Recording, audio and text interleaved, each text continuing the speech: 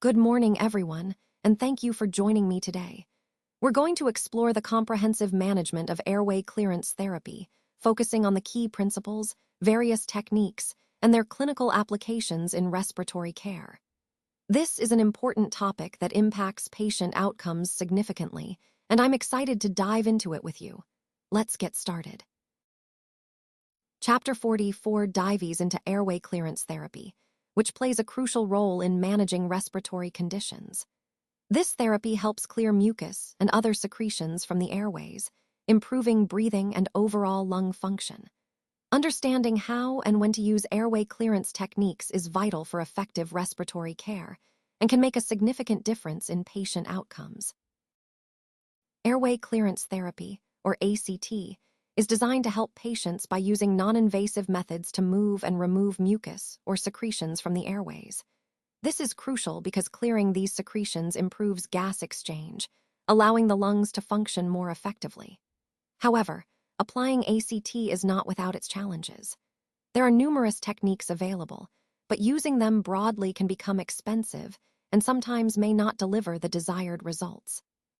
So, understanding which method works best in each situation is key to making ACT both efficient and effective. To understand airway clearance, there are several essential factors we need to consider. First, the airways must be open and unobstructed. Then, the mucociliary escalator, which moves mucus along the respiratory tract, has to function properly. Adequate hydration is critical because it keeps the mucus at the right consistency, making it easier to clear. Lastly, an effective cough is necessary to expel mucus that the mucociliary system has moved upwards. Mucociliary clearance is quite complex and occurs all the way from the larynx down to the respiratory bronchioles. This process relies on the coordinated movement of mucus, along with its various components, ensuring harmful particles and pathogens are trapped and moved out efficiently. The production of mucus is supported by specialized secretory cells. These include Clara cells, goblet cells, and serous cells, which work together alongside submucosal glands. Their combined activity ensures a steady supply of mucus to trap debris and maintain airway protection.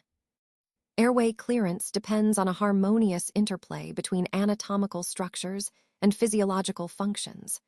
Only when these elements are properly integrated can we achieve optimal clearance and maintain healthy airways. Hydration plays a vital role here as well.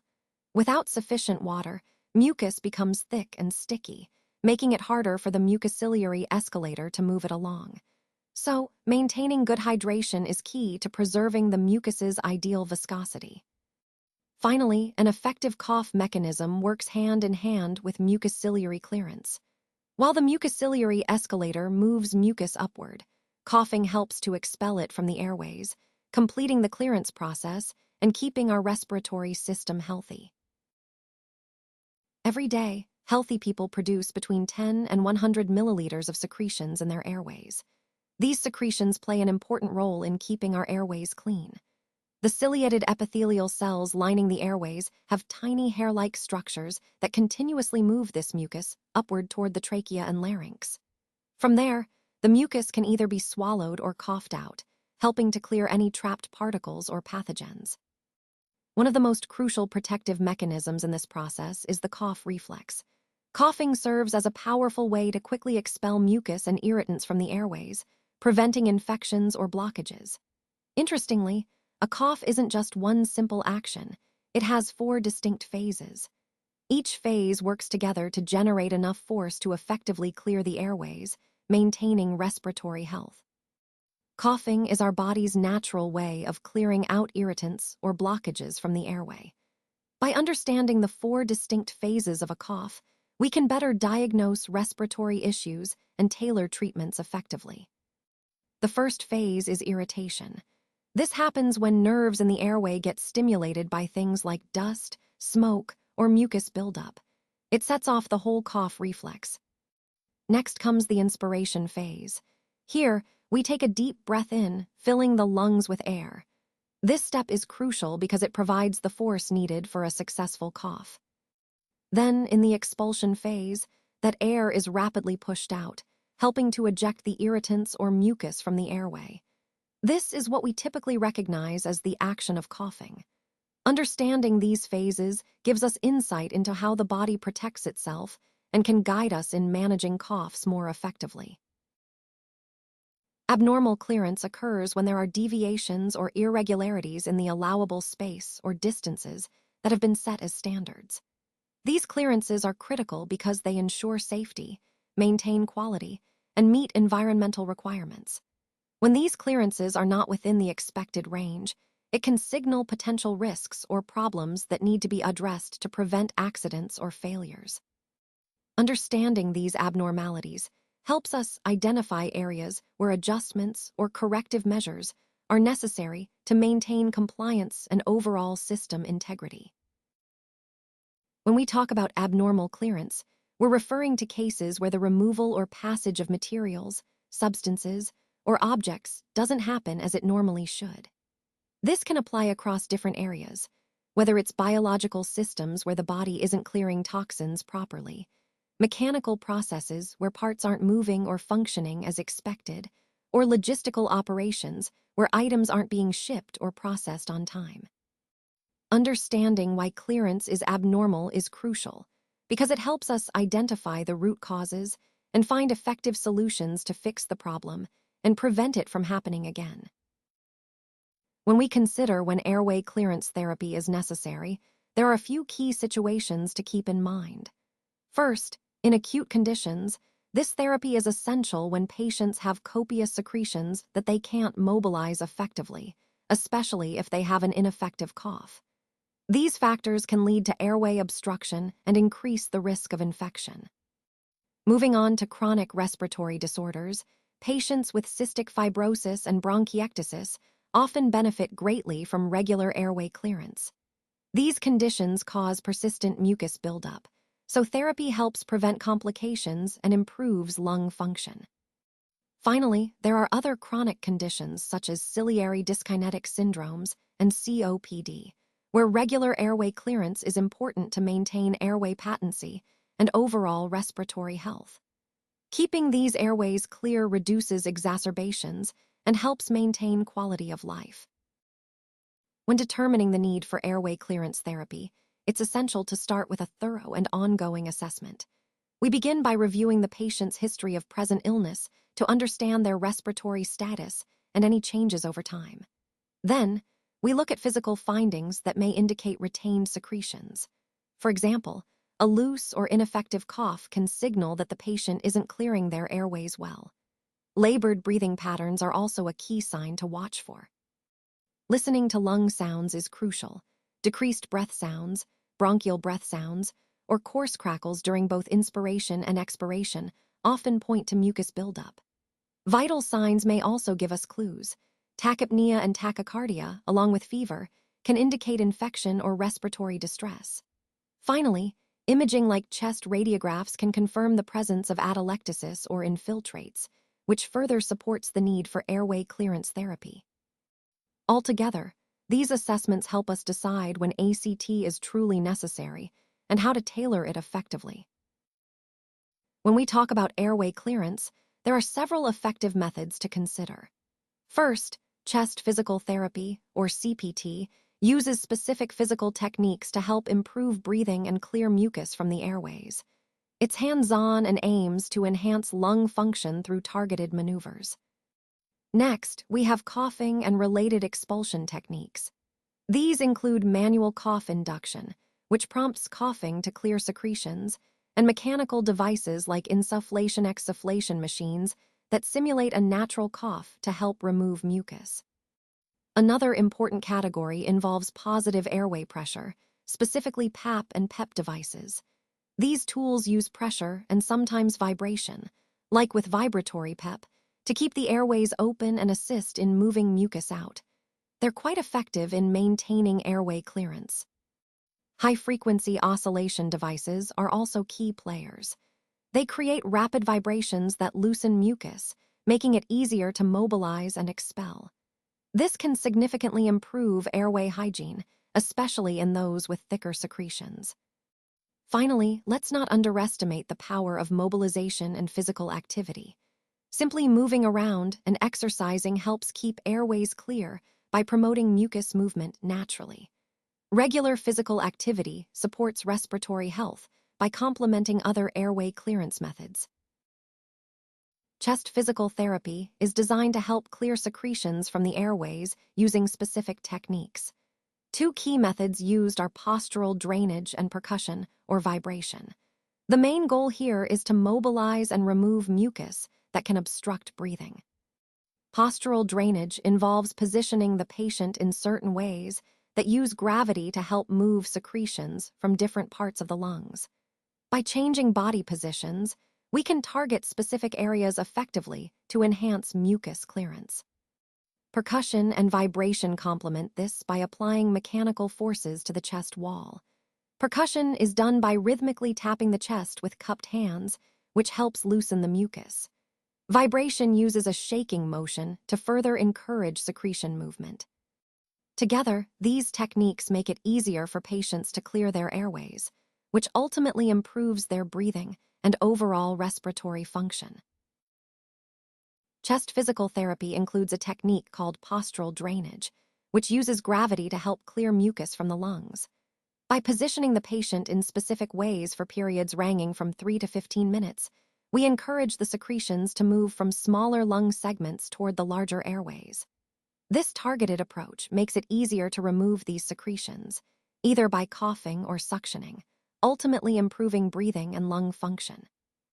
The key here is the precise positioning, which directs mucus where it can be expelled more effectively. In this postural drainage position, the patient lies prone, which means face down. To ensure comfort and proper alignment, we place a pillow under the hips. Then, we elevate the foot of the bed by about 18 inches. This elevation is key because it helps to optimize drainage from the posterior basal segments of both lower lobes. The main goal here is to use gravity as a natural aid in clearing mucus.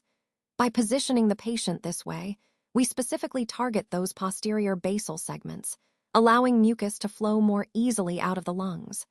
This technique can be very effective in helping patients clear secretions and improve their breathing. For the drainage position targeting the lateral basal segment, the patient should lie on their left side.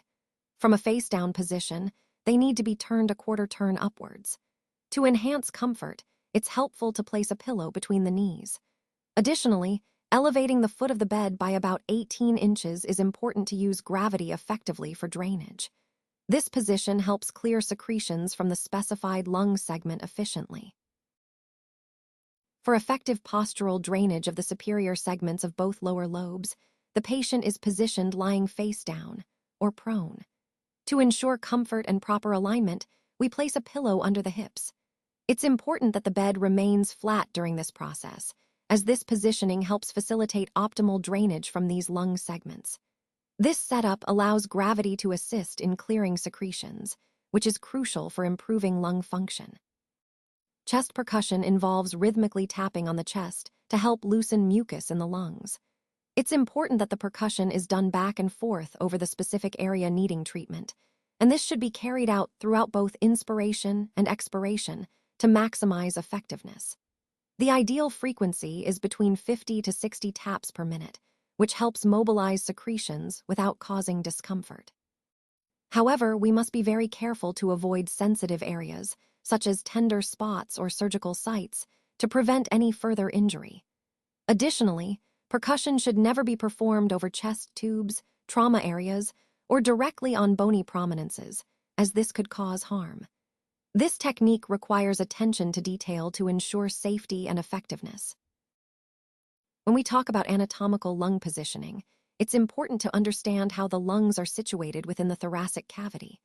The lungs are positioned on either side of the heart, extending from just above the clavicles down to the diaphragm. The right lung is slightly larger and divided into 3 lobes, while the left lung has 2 lobes to accommodate the space taken by the heart. Each lung is surrounded by the pleura, a thin membrane that helps reduce friction during breathing. Knowing the precise positioning helps in clinical assessments, imaging interpretations, and understanding the impact of various diseases on lung function. This spatial awareness is fundamental for both diagnostic and treatment procedures involving the respiratory system. When we talk about positioning, we're really focusing on how our product or brand is perceived in the minds of our target audience compared to competitors. It's about carving out a unique space that clearly communicates the value we offer and why it matters. Effective positioning helps us stand out by highlighting the key benefits that resonate most with customers. It's not just about what we say, but how we align that message with their needs and expectations. By defining a strong position, we create a compelling reason for customers to choose us over alternatives. This strategy guides everything from marketing communications to product development, ensuring consistency and clarity across all touchpoints. When we talk about positioning, we're focusing on how a product or brand is perceived in the minds of our target audience compared to competitors. It's not just about what we offer, but how we want to be seen, whether as the most innovative, the most reliable, or the best value. Effective positioning helps us carve out a unique space in the market that resonates with customers and clearly communicates our strengths. This clarity makes it easier for people to choose us because they understand what sets us apart. So, positioning is really about defining a distinct identity that aligns with customer needs and expectations. Chest percussion is a therapeutic technique frequently used in respiratory therapy, especially with infants. It involves rhythmically tapping the chest wall to help loosen mucus that can build up in the lungs. This technique is particularly helpful for infants dealing with respiratory conditions such as bronchitis or cystic fibrosis. It's important to use the proper methods and exercise great care during chest percussion to ensure it's both safe and effective for the infant. Doing it correctly can significantly aid in clearing the airways and improving breathing. Mechanical percussion is all about creating rhythmic sounds or vibrations through the use of mechanical tools or devices. Instead of relying solely on human hands or traditional instruments, mechanical percussion harnesses technology or machinery to produce these patterns. This approach can offer consistent rhythms and unique sound textures that might be difficult to achieve manually. Essentially, it's a way to blend the precision of machines with the art of percussion. When we talk about chest vibration, the first step is to recognize that it's an alternative to traditional chest wall percussion. Instead of tapping, vibration provides a gentler way to help loosen mucus in the lungs. Next, it's important to target the specific lung lobe that needs treatment. This means focusing the vibration right where it will be most effective, depending on the patient's condition. Finally, coordinating the vibration with the patient's breathing is key. We ask the patient to take a deep breath, and then we apply the vibration only during the exhalation phase. This synchronization helps maximize the effectiveness of the technique while ensuring patient comfort. When scheduling chest physical therapy, it's really important to time it carefully to prevent any complications. Ideally, therapy should be done before meals or at least 2 hours after eating or tube feedings. This helps reduce the risk of gastroesophageal reflux, which can lead to aspiration. By spacing therapy appropriately, we can make it safer and more effective for the patient. Chest physical therapy often relies heavily on the involvement of a caregiver. Their role is crucial not just in performing the therapy correctly, but also in monitoring the patient's response to ensure safety and effectiveness. Proper positioning during therapy is another key factor that can significantly influence the outcomes. When patients are placed in the right position, the therapy can target the chest more effectively, promoting better clearance and lung function. However, some patients, especially those experiencing shortness of breath, may find it difficult to tolerate the Trendelenburg position, which is sometimes necessary for certain therapy techniques. This intolerance can limit the applicability of those specific procedures and requires careful consideration to adapt the therapy accordingly. When we talk about contraindications for chest physiotherapy and postural drainage, it's important to clearly distinguish the situations where these interventions should not be applied or must be approached with caution. First, the absolute contraindications. These are cases where CPT and PD are simply not safe. For example, patients with head or neck injuries need to be fully stabilized before any chest physiotherapy can be performed.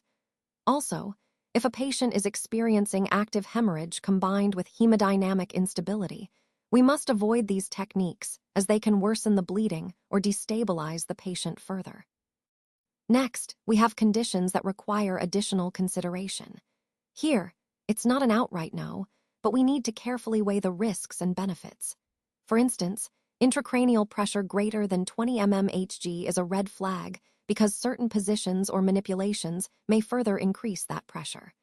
Recent spinal surgery or acute spinal injuries also demand extreme caution due to the risk of exacerbating the injury.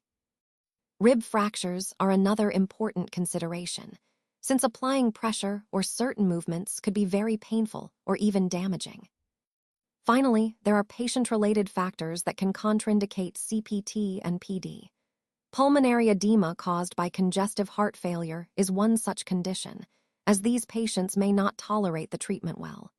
Additionally, if the patient is confused or severely anxious, their cooperation may be limited, and attempting these procedures could increase their distress or pose safety risks.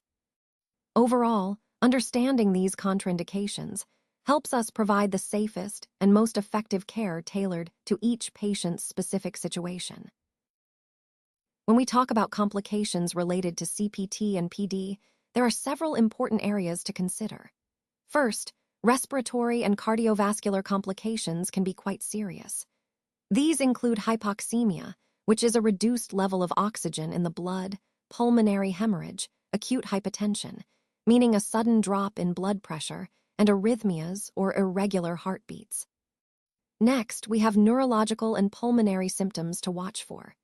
Increased intracranial pressure, or ICP, can be especially dangerous, along with bronchospasm, which causes tightening of the airways, pain, and the risk of vomiting and aspiration.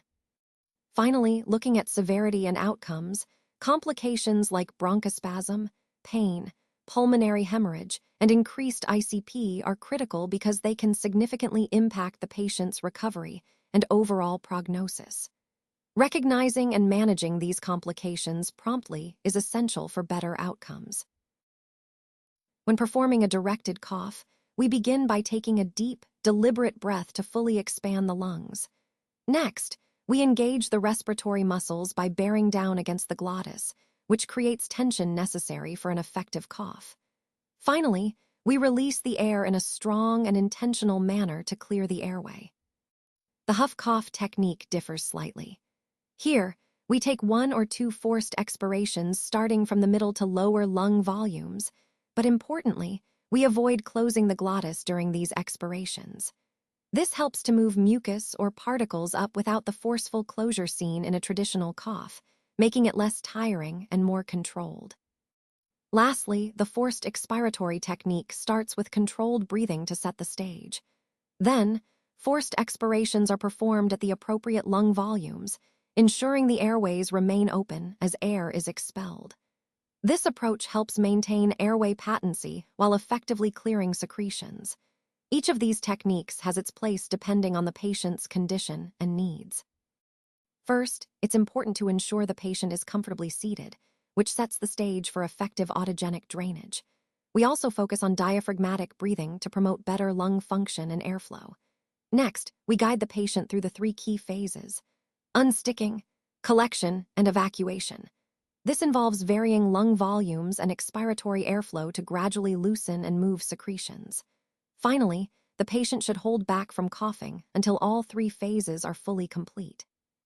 Only after the evacuation phase should a strong, deliberate cough be performed to clear the airways effectively. This stepwise approach maximizes the efficiency of secretion clearance while minimizing unnecessary coughing.